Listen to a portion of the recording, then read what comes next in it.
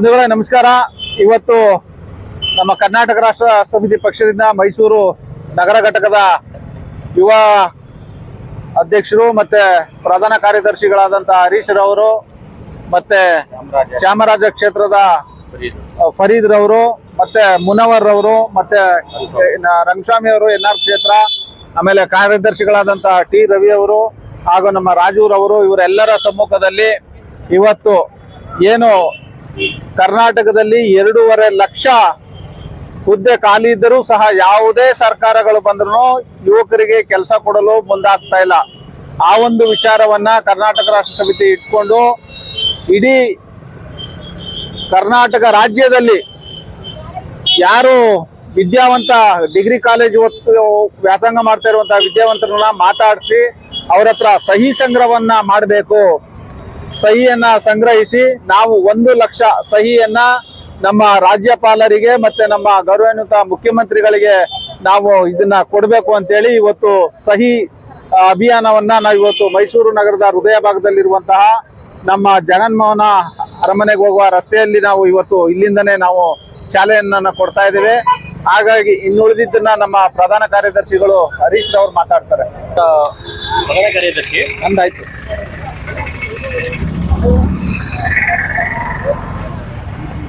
ಇವತ್ತು ನಾವೊಂದು ರಾಜ್ಯ ಮಟ್ಟದಿಂದ ಒಂದು ಅಭಿಯಾನ ಇಟ್ಕೊಂಡಿದೀವಿ.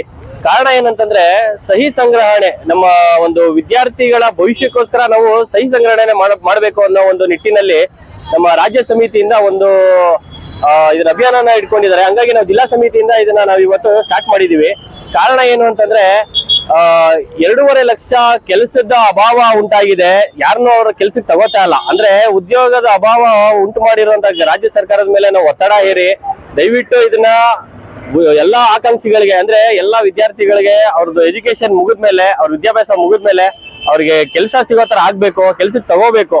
ಇಲ್ಲ ಅಂತಂದ್ರೆ ನಿರುದ್ಯೋಗ ಸಮಸ್ಯೆ ಇನ್ನೂ ಜಾಸ್ತಿ ಆಗತ್ತೆ.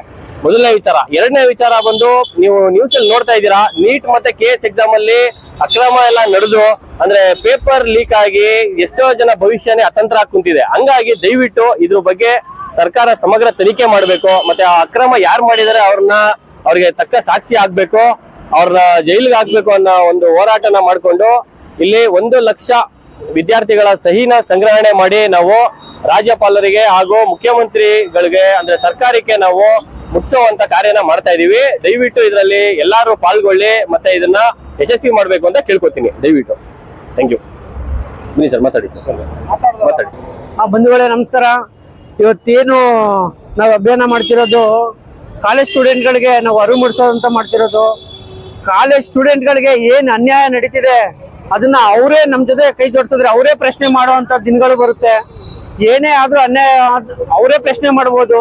ಅವ್ರಿಗೆ ಏನೇನ್ ಬೆನಿಫಿಟ್ಗಳು ಬೇಕು, ತುಂಬಾ ಕಾಲೇಜ್ಗಳಲ್ಲಿ ಬೆನಿಫಿಟ್ಗಳು ಕೊಡ್ತಿದ್ದಾರೆ, ಅದು ಕಾಲೇಜ್ಗಳಿಂದ ಕೊಡ್ತಾ ಇಲ್ಲ, ಅದನ್ನ ಅವರೇ ಪಡಿಬಹುದು.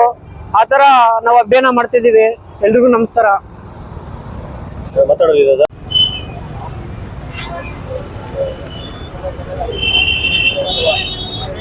ಸರಿ, ತಗೋತೀರಾ? ಸ್ಟೂಡೆಂಟ್ಸ್ ಹತ್ರ ಮಾತಾಡ್ತೀರಾ? ಇಲ್ಲೇ ಇದ್ರೆ ಬರ್ತಲ್ಲ ಜನ, ಸ್ವಲ್ಪ ಬೇರೆ ಕಡೆ ಹೋಗೋಣ ಅಂತಂತೆ. ಅದಕ್ಕೆ ಆ ಕಡೆ ಹೋದ್ರೆ ಸಿಟಿಗೆ ಹೋದ್ರೆ ಅಲ್ಲಿ ಸಿಗ್ತಾರೆ. 2.5 ಲಕ್ಷ ಉದ್ಯೋಗ ಸರ್ಕಾರದಲ್ಲಿ ಭರ್ತಿ ಮಾಡ್ಕೊಳ್ಬೇಕು. ಸರ್ ಒಂದೇ ನಿಮಿಷ ಸರ್, ಬನ್ನಿ ಸರ್, ಬನ್ನಿ.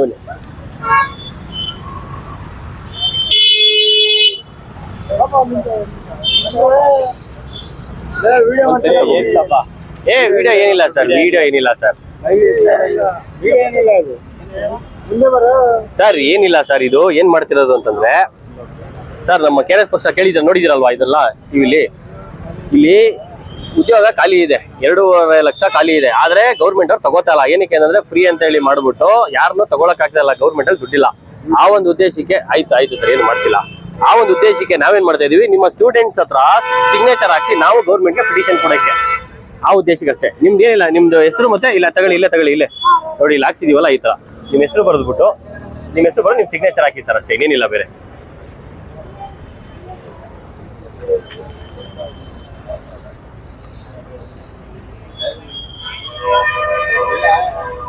ಇದೊಂದು 3 ಕೊಡಿ. ಅದ್ರಲ್ಲಿ ಹಾಕಿ ಸರ್, ಅದು ಹಾಕಿ ಸರ್ ನೀವು.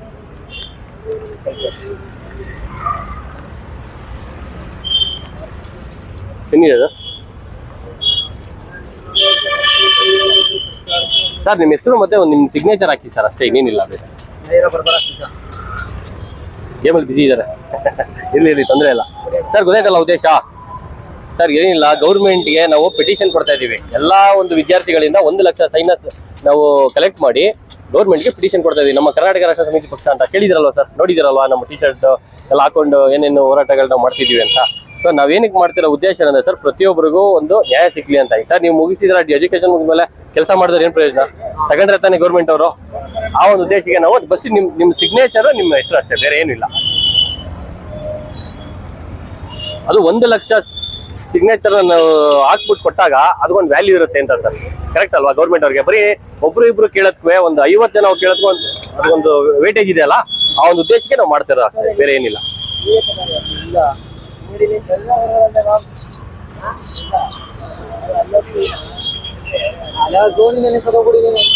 Okay sir, thank you. ಆಗಾಯ್ತು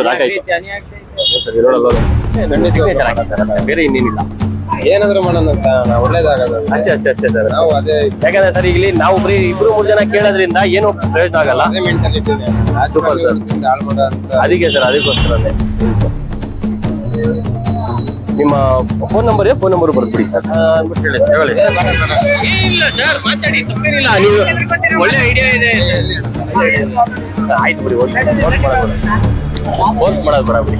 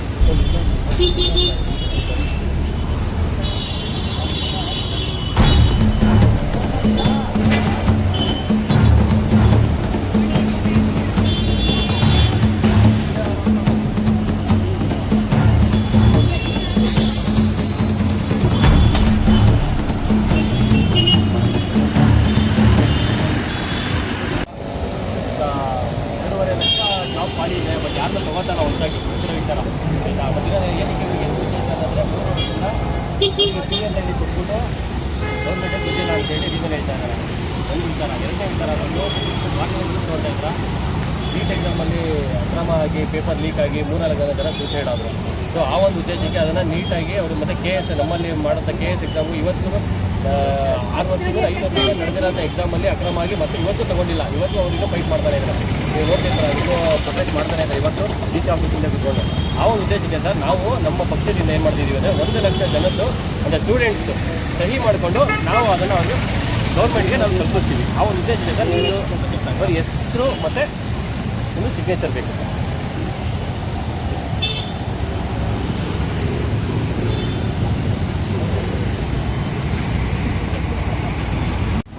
ಕಾರಣ ಏನಂತಂದ್ರೆ ಗೌರ್ಮೆಂಟ್ ಪಿಟಿಷನ್ ಕೊಡೋಕ್ಕೋಸ್ಕರ ಏನಕ್ಕೆ ಅಂದರೆ ಈಗ 3 ವರ್ಷದಿಂದ ಗೌರ್ಮೆಂಟಲ್ಲಿ ಯಾವುದೇ ಕಾಲ್ ಫಾರ್ ಮಾಡಿಲ್ಲ, ಅವರು ಯಾವುದೇ ಕೆಲಸ ತಗೊಂಡಿಲ್ಲ. ಮೊದಲನೇ ಉದ್ದೇಶ. ಎರಡನೇದು ಏನಂತಂದರೆ ನೀಟ್ ಎಕ್ಸಾಮ್ ಮತ್ತು KS ಎಕ್ಸಾಮಲ್ಲಿ ಏನೇನು ಅಕ್ರಮ ನಡೀತಾ ಇದೆ ಅನ್ನೋದು ಒಂದು ವಾರ ನ್ಯೂಸ್ ನೋಡ್ತಾ ಇದ್ದೀರಾ. 3 ಜನ ಸ್ಟೂಡೆಂಟ್ಸ್ ಅನ್ಯಾಯವಾಗಿ ಸೂಸೈಡ್ ಮಾಡ್ಕೊಂಡ್ಬಿಟ್ಟಿದ್ದಾರೆ. ಹಂಗಾಗಿ ಸೂಸೈಡ್ ಮಾಡ್ಕೊಂಡಿದ್ದಾರೆ ಸರ್. ಆ ಉದ್ದೇಶಕ್ಕೆ ನಾವೇನು ಒಂದು ಏನು ಮಾಡ್ತಾ ಇದೀವಿ ಅಂದರೆ ಎಲ್ಲ ಸ್ಟೂಡೆಂಟ್ಸ್ ಹತ್ರ 1 ಲಕ್ಷ ಸಿಗ್ನೇಚರ್ ಹಾಕಿ ಅದನ್ನು ನಾವು ಗೌರ್ಮೆಂಟ್ಗೆ ಮತ್ತು ರಾಷ್ಟ್ರಪತಿಗಳಿಗೆ ನಾವು ಪಿಟಿಷನ್ ಕೊಟ್ಟು ಒಂದು ಜನಗಳಿಗೆ ಒಂದು ಹೆಲ್ಪ್ ಆಗಲಿ ಅನ್ನೋ ಕಾರಣ ಮಾಡಿ ದಯವಿಟ್ಟು ನಿಮ್ಮೊಂದು ಸಿಗ್ನೇಚರ್ ಒಂದು ಹಾಕಿ. ಹಾಕಿ ನಿಮ್ಮ ಫೋನ್ ನಂಬರ್ ಇದೆ ಬನ್ನಿ.